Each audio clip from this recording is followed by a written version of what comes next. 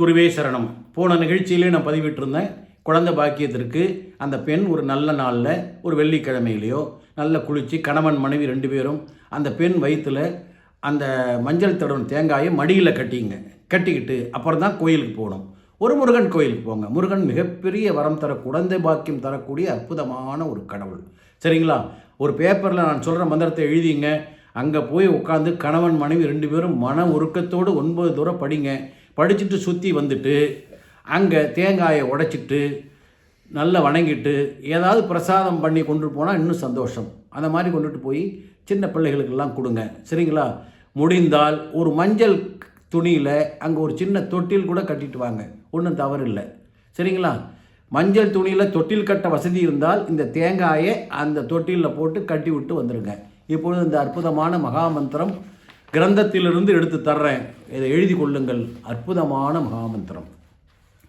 ஓம் புவனமாதா பூரண அனுக்கிரக குழவி ரட்சக அனுக்கிரக பிரார்த்தனா சித்தைத்த நம ஓம். ஓம் ஜகத் மாதா மதிபகை பிரம்மதேவதாயம் க்ளீம் க்ரீம் பட் பட் ஸ்வாகா ஐயும் உய்யும் செவ்வும் வரவர ஸ்வாகா தேவதேவோனின் பூரண அனுக்கிரக குழவி சித்தைத்த ரட்சகம் ஓம் பிரம்மாணி தேவதேவோ வாசுதேவாய பரிபூர்ண அனுக்கிரக குழவி சித்தைத்த நம ஓம்.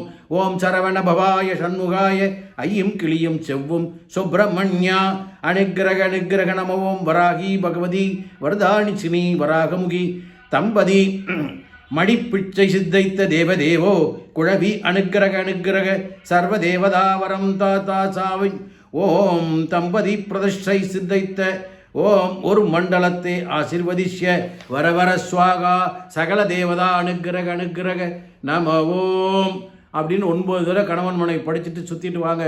மிக விரைவில் பாருங்கள் அந்த பெண்ணுக்கு குழந்தை பாக்கியத்தை முருகன் அருளுவான். உங்கள் வீட்டில் குழந்தை தவழும்.